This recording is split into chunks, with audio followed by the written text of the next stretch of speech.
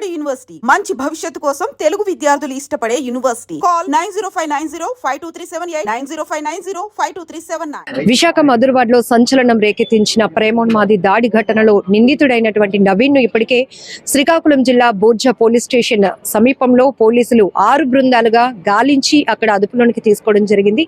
అయితే చాలా బాధాకరమైన విషయం, ప్రేమించినటువంటి వ్యక్తి త్వరలోనే పెళ్లి కూడా చేసుకోవడానికి పెద్దలు కూడా అంగీకరించిన నేపథ్యంలోనే అతను తీవ్రమైనటువంటి ఒత్తిడి బెదిరింపుల నేపథ్యంలో ఈ రోజు ఏకంగా ఇక్కడ రెంట్ హౌస్ లో ఉంటున్నటువంటి ఆ యువతి ఇంటికి వచ్చి దాడి చేసి ఆ తల్లిని పొట్టన పెట్టుకున్నాడు అతను.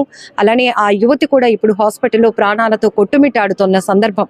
కానీ ఇక్కడ స్థానికంగా ఉన్న వాళ్ళు, ఘటనా స్థలంలో ఉన్న వాళ్ళు చెప్తున్నారు, ఒక ఎస్ఐ గారు ఆ అమ్మాయిని సమయానికి కాపాడి ఉండకపోతే ఇప్పటికే ఆమె కూడా ఈ ఘటనలో ఆ ప్రేమోన్మాది చేతిలో ప్రాణాలు పోగొట్టుకుని ఉండేది అని చెప్తున్నారు.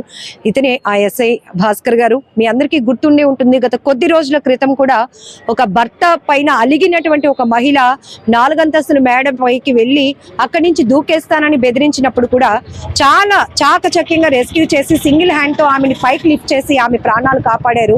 ఇప్పుడు ఈ ప్రేమోన్మాది దాడి ఘటనలో కూడా ఆ యువతి ప్రాణాలతో ఇప్పటికీ ఉంది అంటే దానికి కారణం కూడా ఈ పోలీస్ ఆఫీసర్. ఒకసారి మాట్లాడదాం ఎస్ఐ గారితో. Great job sir. చాలా మంది చెప్తా ఉన్నారు మీ గురించి. ఏం జరిగింది సార్ మీరు వచ్చేటప్పటికి? మేము వచ్చేటప్పటికమ్మా అమ్మాయి ఇక్కడ పడి ఉంది, కిందన పడి ఉండడం చూసి మాకు కంప్లీట్ గా అమ్మాయికి పేక దగ్గర కట్ చేసి, చేతి దగ్గర కట్ చేసి ఉన్నాయి. సో అమ్మాయి చూస్తే అసలు మాట్లాడలేని పరిస్థితి. సో ఇమ్మీడియట్ గా మేము అప్పుడు అంబులెన్స్ కాల్ చేసిన టైం పట్టేటట్టుంది, కనీసం రావడానికి ఒక 20 మినిట్స్ పడుతుంది. అలాగే దగ్గరలో ఆటోలు కూడా అవైలబుల్ గా లేదు. సరే ఇంకెందుకు మనం అమ్మాయిని మనమే తీసుకెళ్దాం అని చెప్పి మా స్టేషన్ సంబంధించిన హెడ్ కానిస్టేబుల్ విజయ్, నేను ఇద్దరం కూడా అమ్మాయిని ఇమీడియట్ గా నా చేతుల మీద తీసుకొని అక్కడ ఉన్న క్లాత్ తో మెడ దగ్గర గట్టిగా ఒత్తిపెట్టి, చేతి దగ్గర ఒత్తిపెట్టి మా వెహికల్ మీద డైరెక్ట్ గా హాస్పిటల్ ఐసీయూలోకి వెహికల్ మీద తీసుకెళ్లి అక్కడ అడ్మిట్ చేయడం జరిగింది. అడ్మిట్ చేసి ఇప్పుడు కొంచెం అమ్మాయి పరిస్థితి కొంచెం బాగానే ఉందని చెప్తున్నారు. ఫైనల్ గా అల్టిమేట్ గా ఏంటంటే మనం అవకాశం ఉన్నంత వరకు ఒకరిని సేవ్ చేయాలన్నటువంటి ఉద్దేశంతోనే ఈ పోలీస్ డిపార్ట్మెంట్ లో ప్రతి ఒక్కరు కూడా తమ యొక్క విధిని నిర్వర్తించాలని అనుకుంటారు. దానిలో భాగంగానే నా విధిని నేను నిర్వర్తించాలని నేను అనుకుంటున్నాను. ఇప్పటికి మీ యూనిఫామ్ అయిన రక్తపు మార్కులు అంటే అమ్మాయిని ఎత్తుకున్నాను కదమ్మా, దుప్పటి చుట్టాను, అప్పటికి కూడా బయటికి బ్లడ్ వచ్చింది, నాకు కూడా అంటుకుంది. ఇది పెద్దదేం కాదు, ఒక ప్రాణం కన్నా ఇంకేది ఇంపార్టెంట్ కాదన్నది నా ఉద్దేశం. సార్, ప్రాణాపాయ స్థితిలో ప్రతి సెకండ్ కూడా చాలా గోల్డెన్ అవర్ అని మనం చెప్తా ఉంటాం. మీరు వచ్చినప్పటికీ ఇక్కడే ఇంకా రక్తపు మరకలు కూడా కనబడతా ఉన్నాయి. అదే సిచ్యువేషన్ ఇమీడియట్ గా ఇంకా అంబులెన్స్ కోసం వెయిట్ చేయడం కాకుండా విధి నిర్వహణలో మీరు ఎంత అలర్ట్ గా ఉంటారో మరొకసారి ప్రూవ్ చేస్తున్నారు. సో ఇక్కడికి వచ్చినప్పుడు మీరు సీన్ లోకి వెళ్ళినప్పుడు ఆ పరిస్థితి ఎట్లా ఉంది? అంటే మేము చూసినప్పుడు అసలు ఏం జరిగింది అనేది మాకు తెలియదు. ఫర్దర్ గా అసలు ఏం జరిగింది, లేకపోతే అమ్మాయి సూసైడ్ చేసుకుందా, లేకపోతే ఎవరో వచ్చి చేశారా అనే విషయం కూడా తెలియదు. But what ever it is, ఏదైనప్పటికీ ముందు వాళ్ళని సేవ్ చేయడానికి మన ప్రయత్నం మనం చేయాలనే ఉద్దేశంలో భాగంగా మేము ఆ పని చేయడం జరిగింది. Thank you. ఐసీయూ దగ్గరికి మీరు లోపలికి డైరెక్ట్ గా మేము వెహికల్ 2 వీలర్ కాబట్టి లోపలికి డైరెక్ట్ తీసుకెళ్ళిపోయి అక్కడ డాక్టర్ సిబ్బంది కూడా ఇమీడియట్ గా స్పందించారు. అమ్మాయి అక్కడ అప్పటికి కూడా ఊపిరి ఆడట్లేదు అంటే ఇమీడియట్ గా ముందు ఆక్సిజన్ పెట్టించండి సార్, తర్వాత ఏదైనా చూద్దాం డాక్టర్ని కూడా రిక్వెస్ట్ చేశాను. వాళ్ళు కూడా ఇమీడియట్ గా స్పందించారు. ఏదేమైనట్టుగా అమ్మాయి సేఫ్ గా ఉంటే చాలా, అదర్వైజ్ ఇంకేం అవసరం. Really great job sir. ఎందుకంటే ఇది మీ జాబ్ అయినప్పటికీ కూడా ఇన్ టైంలో మీరు రెస్పాండ్ అయిన తీరు ఇక్కడ చూడొచ్చు. ఎస్ఐ చెప్తున్నట్టు భాస్కర్ గారు, ఆ క్షణంలో ఇంకా మాకు పూర్తిగా ఇక్కడ ఏం జరిగిందో కూడా తెలీదు.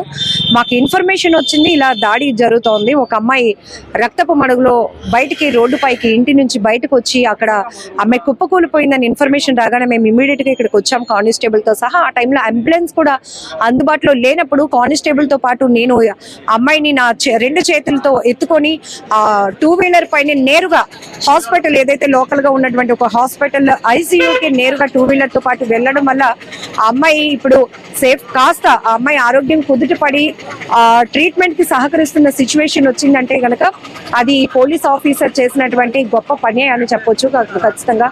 ఏదేమైనా ప్రేమోన్మాది దాడి ఘటనలో 42 ఏళ్ల మహిళ, అంటే ఈ యువతి, ప్రేమించినటువంటి యువతి తల్లి అక్కడికక్కడే ప్రాణాలు కోల్పోయింది. ఎవరైతే ఈ నవీన్ అనే వ్యక్తి ఉన్నాడో ఆ వ్యక్తి తనతో పాటు తీసుకొచ్చినటువంటి ఆ కత్తిని కూడా ఆ తల్లి పీక కట్ చేసి అక్కడ చంపేయాలనుకున్నాడు. అలాగే యువతిపై కూడా దాడి చేశాడు. ఆ కత్తిని కూడా ఇక్కడే స్పాట్ లోనే వదిలేశాడని పోలీసులు చెప్తా ఉన్నారు. అలాగే ఇమీడియట్ గా ఈ ఘటనకు సంబంధించి పోలీసులు 6 బృందాలుగా గాలింపు చర్యలు చేపట్టిన తర్వాత శ్రీకాకుళం జిల్లా బూర్జా పోలీస్ స్టేషన్ లిమిట్ లో నేను అసలు ఏమీ చేయలేదు అని నమ్మించే ప్రయత్నంలో ఇంకొక ఫ్రెండ్ తో కలిసి అక్కడ పెయింటింగ్, ఇక్కడ 2 ప్రాణాలు తీయాలని ప్రయత్నించినటువంటి వ్యక్తి, ఆల్రెడీ ఒక ప్రాణాన్ని తీసేసినటువంటి వ్యక్తి, ఇంకొక అమ్మాయి కూడా ప్రాణాలతో పోరాడుతోంది. అలాంటి వ్యక్తి అక్కడ వెళ్ళి ఏమీ తెలియలేనట్టు ఫ్రెండ్ తో కలిసి పెయింటింగ్ వేసుకుంటున్నాడు. అలాగే ఇక్కడ విశాఖ మధురవాడలో ఈ దాడి చేసిన తర్వాత అతను బైక్ పైనే శ్రీకాకుళం బూర్జా అక్కడ వెళ్ళడం జరిగింది. ఈ లోపనే ఎవరు గుర్తుపట్టకుండా ఉండటానికి తను బట్టలు కూడా మార్చేశాడంట, తర్వాత బైక్ కూడా మార్చేశాడు. అక్కడ ఫ్రెండ్ తో ఏమి ఎరగనట్టు అక్కడ పెయింటింగ్ కూడా వేస్తున్నారు. బట్ పోలీసులు మాత్రం చాకచక్యంగా విత్ ఇన్ అవర్స్ లోనే ఆ ప్రేమోన్మాదిని అయితే అదుపులోనికి తీసుకోవడం జరిగింది. ఇప్పుడు పూర్తి స్థాయి విచారణ కూడా జరుగుతోంది. ఎలాంటి శిక్షలు విధించాలి అనేది ఫర్దర్ ప్రొసీజర్ అనేది ముందుకు వెళ్తుందని కూడా ఇప్పుడే విశాఖ నగర పోలీస్ కమిషనర్ శంకబ్రత బాగ్జీ గారు కూడా పూర్తి వివరాలు కూడా వెల్లడించడం జరిగింది. ఇక్కడ సిపి గారు చెప్తున్న ఇంకొక మాట, పదే గత 6 సంవత్సరాలుగా ఈ నవీన్ దీపిక మధ్య ప్రేమ నడిచింది. కాకపోతే ఈ అమ్మాయి వయసు చిన్నది, అమ్మాయి నర్సింగ్ కూడా చేసింది, ఇంకా 20 years కాబట్టి ఇంకొక 1 year మేము అడిగాము, టైం కావాలి, ఎందుకంటే పెళ్లి అంటే చాలా పనులు ఉంటాయి, ఖర్చులు ఉంటాయి బాబు, ఖచ్చితంగా మీ ఇద్దరికి పెళ్లి చేస్తాం, మాకు కొంచెం టైం ఇవ్వండి అని వాళ్ళు నచ్చ చెప్తూ వస్తున్నప్పటికీ, ఈ యువతి తల్లిదండ్రులు నచ్చ చెప్తూ వస్తున్నప్పటికీ కూడా మరి ఏమైందో తెలియదు. ఒక్కసారిగా అతను ఇంత కర్కశమైనటువంటి నిర్ణయంతో ఇద్దరిని చంపేయాలనుకున్నాడు. ఇక్కడ ఈ హౌస్ లోనే వాళ్ళు రెంట్ కి 1 year క్రితమే వచ్చారు. నిజానికి ఇద్దరిది కూడా, అమ్మాయిది అబ్బాయిది ఇద్దరిది శ్రీకాకుళం జిల్లానే వీరఘట్టంకి చెందినటువంటి నవీన్, అక్కడి నుంచి ఒక 25 kilometers దూరంలో ఉన్నటువంటి ఈ నక్క దీపికకి ఒక పెళ్లి సందర్భంలో ఇద్దరి మధ్య పరిచయం ఏర్పడింది. అది కాస్త ప్రేమగా మారింది. ఇద్దరు ఇరు కుటుంబాల్లో కూడా చెప్పడం జరిగింది వాళ్ళ ప్రేమ వ్యవహారం కోసం. అయితే వయసు ఇక్కడ చాలా చిన్నది, అమ్మాయి వయసు కాబట్టి. అలాగని నవీన్ కూడా స్టేబుల్ కాలేదు, ఇంకా తనేదో డిగ్రీ చదివానన్నాడు కానీ పని చేయడానికి పోషించడానికి కూడా పలానా జాబ్ చేస్తున్నాను అని పర్టికులర్ గా చెప్పడానికి కూడా తను ఏం చేయట్లేదు. ప్రస్తుతానికి జులైగా తిరుగుతున్నాడు కాబట్టి నా కూతుర్ని ఎలా పోషించగలుగుతాడు అనే ఆలోచనతో దీపిక తల్లిదండ్రులు కొంత టైం కూడా అడగడం జరిగింది. ఈ టైం అడిగిన నేపథ్యంలోనే మరి ఒక్కసారిగా ఎలాంటి నిర్ణయానికి పాల్పడి ఈ రోజు ఇద్దరిని చంపేయాలనుకున్నాడు.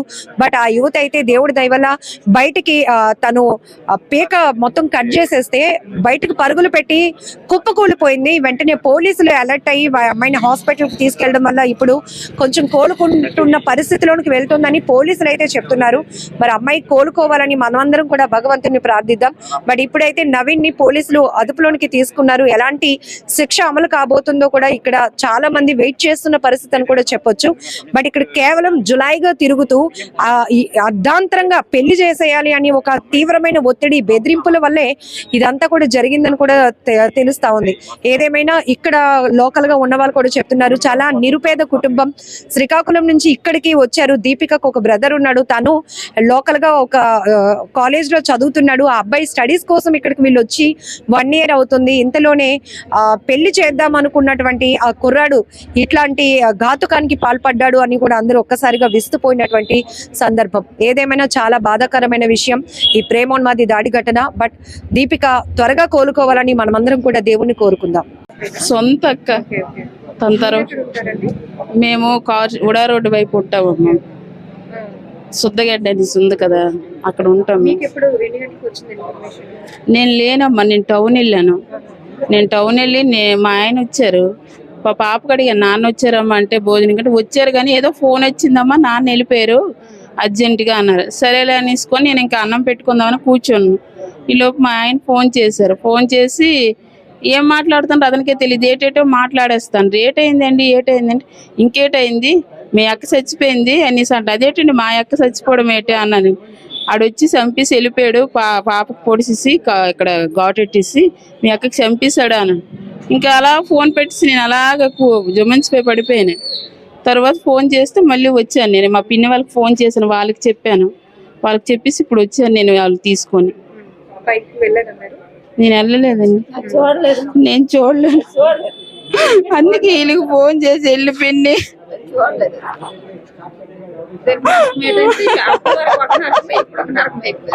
దానికి సుఖం లేదు. ఇప్పుడు ఎప్పుడు అనారోగ్య సమస్య, షుగరు, బీపీ, పాపం ఎంత బాధపడేది. అలాగా ఎవరితో మా అక్క మాట్లాడదు, చాలా నెమ్మదస్తురాలు. ఇంకా మేము మాట్లాడుతాం కానీ అస్సలు మా అక్క ఏమి చెప్పదు. ఏం జరిగినా సరే సైలెంట్గా ఉంటుంది. అక్క ఏటైంది అంటే ఏం లేదు, అంత మనసులో పెట్టుకుంటుంది మా అక్క. ఎవరితో గొడవలకి వెళ్ళదు, ఎవరికి ఏమి అంత అస్సలు అంత మంచిదే మా అక్క. తెలుసండి దీపిక అబ్బాయి నవీను ప్రేమించుకుంటున్నారని పెళ్లి కోసం అంట. మాకంటే కొద్ది మామూలుగా తెలుసు అంది, మాకు అంత పెద్దగా ఏమీ లేవు. మా అక్క ఎప్పుడు ఏమీ చెప్పదమ్మా, ఎప్పుడు సైలెంట్ గా ఉంటది అంతే. తను ఏమీ చెప్పలేదు ఎప్పుడు మాకు. అలా ఇంట్లో ఉండము, పాప డ్యూటీకి వెళ్తుంది, బావ డ్యూటీకి వెళ్తుంది అంతే. అంతా చెప్తారు కానీ ఏమీ చెప్పదు, సైలెంట్ గా ఉండడం అంతే. అంతవరకే మాకు తెలుసు, ఏమి తెలియదు. అంతకు ముందు మాత్రం ఒకసారి ఫోన్ చేసి చెప్పారనమాట. వాళ్ళు సంబంధంకి వచ్చారు, వస్తే మేము ఇప్పుడు చేసుకోము, బాబుకి ఉద్యోగం ఏటి లేదు, ఎందుకు ఇప్పుడు పని లేనప్పుడు ఎలా చేసుకుంటాం అనేసి అన్నాము అనేసి అన్నారు. అంతవరకే, ఇంకా అంతటితో వాళ్ళు ఏమి అనలేదు, మేము ఏమి అనలేదు. సైలెంట్గా ఉన్న సంబంధం విషయం కదా, ఆడపిల్ల కదా, వాళ్ళకి నచ్చితే చేసుకుంటారని మేము కూడా ఎప్పుడు ఏమీ అనలేదు వాళ్ళకి. వాడు ఎంత పని చేస్తాడని మాకు తెలియదమ్మ. మా చెల్లి ఉంది ఆ ఊర్లోన, మా చెల్లి ఇప్పుడు అబ్బాయి వాళ్ళ ఊరు మా చెల్లి ఆ ఊర్లో ఉంది. కానీ వాడు వెళ్ళంటాడు, మాకైతే తెలియదు. మేము వైజాగ్ ఎప్పటి నుంచి ఉంటున్నాం కదా, మాకు ఆ విషయాలు ఏమీ తెలియదు మాకు. వీళ్ళు మాకు ఎప్పుడు వస్తారండి ఇక్కడికి? అక్క వాళ్ళు వచ్చి ఒక 6 సంవత్సరాలు అవుతుంది, 6-7 అవుతుంది. అలా ఫస్ట్ టౌన్ లో ఉండేవారు, అక్కడి నుంచి ఇక్కడ పిఎం పాలెంలో ఉండేవారు. ఒక అపార్ట్మెంట్ లోన వాచ్మెన్ గా పనిచేసేవారు. చేస్తే వాళ్ళ మాయ గారు సడన్ గా పడిపోయారు అక్కడ ఏదో గుద్దుకొని. అతనికి కాల్ ఇచ్చి ఇలాగే బెదిరించాడంట, ఏమైనా ఇలాగా పెళ్లి చేయాలి అని ఏమైనా? మాకైతే ఏ విషయం చెప్తాను మాకు ఏమి తెలియదమ్మా, ఆ విషయాలు ఏమి మాకు తెలియవు. మేము ఫోన్ చేస్తే బాగున్నారంటే బాగున్నాం అంతవరకే చెప్పడమే తప్ప ఏ విషయం వాళ్ళు ఎప్పుడు మాకు ఏమీ చెప్పలేదు. మా ఆడు ఎలాంటాడు అలాంటాడని మాకు చెప్పుంటే మాకు పని ఏదైనా మేము అనుకుంటాం కానీ మాకేం పోలీసులు కూడా అదే చెప్తున్నారు. ఇంతకు ముందు కంప్లైంట్ ఇద్దాము అని మీ అక్కగారు వాళ్ళు అనుకున్నా కూడా ఆ పాప ఎందుకులే రచ్చ అయిపోతుంది, పెళ్లి చేసుకోవాలనుకుంటున్నానని ఆపిందంట. ఒకవేళ అలా జరుగుంటే ఇంత జరిగి ఉండకపోయి. అది నిజమే, వాడికి ఆడికి 4 తగులుంటే ఆడు భయపడినేమో, ఇలాగ అవుతుంది వీళ్ళు ఇలాగ వెళ్ళి కేసు పెడతాను అనేసి భయపడినేమో. కానీ వీళ్ళేమి మరి ఆడపిల్ల అనేసి అన్ని విధాలుగా ఆడపిల్ల అనేసి భయపడుతుంటారు తల్లిదండ్రులు కదా. అలా భయపడడం ఈ రోజు దాని ప్రాణాల మీదకి వచ్చింది అంతే. పాప పరిస్థితి ఎలా ఉంటుందో తెలిసింది? బాగున్నారమ్మా, వెళ్ళారు. మరి ఎలా ఉందో నాకు తెలియదు. ఇంకా రేపేదో హైదరాబాద్ కూడా వెళ్దాం, జాబ్ లో జాయిన్ అవ్వాలని అనుకుందంట కదా దీపిక కూడా. అదేనా మరి 2 రోజుల నుంచి వాళ్ళు చర్చికి వస్తారు, మేము చర్చికి వెళ్తాం అంతే. అంతవరకు తెలుసు కానీ ఎలాగో చర్చిలో మా అమ్మలు చూస్తున్నాం కదని మేము ఫోన్ లో మాట్లాడలేదు, ఫోన్ చేయలేదు. ఇప్పుడు 2 రోజుల నుంచి మేము ఒక 3 days అవుతుంది మేము ఫోన్ లో మాట్లాడలేదు. ఈ మధ్యన మాకు ప్రేయర్స్ గట్రా అవడమో అక్కడికి వచ్చేవారు వీళ్ళిద్దరు, అక్కడున్న పాప వచ్చేవారు. బాగున్నారు కదని మేము ఇంకా ఫోన్ చేయలేదు. ఇప్పుడు వీళ్ళని ఎలా శిక్షించాలని కోరుకుంటున్నారు? మీరు మీ అక్కను కోల్పోయారు, ఇంకొక మీ కూతురు లాంటిది, తన అక్క కూతురు కాబట్టి కూతురే మీకు కూడా. అమ్మాయి ఏమో ప్రాణంతో పోరాడుతోంది, ఏం న్యాయం కోరుతున్నారు? వాళ్ళంటోడికి మరి ఏం న్యాయం ప్రభుత్వం విధిస్తుందో ఆ చట్టం అదే. మరి మేము కోరుకున్నట్లు జరగకపోవచ్చు కానీ ఇంకొకడు అలా చేయడానికి భయపడేలాగా ఉండాలి.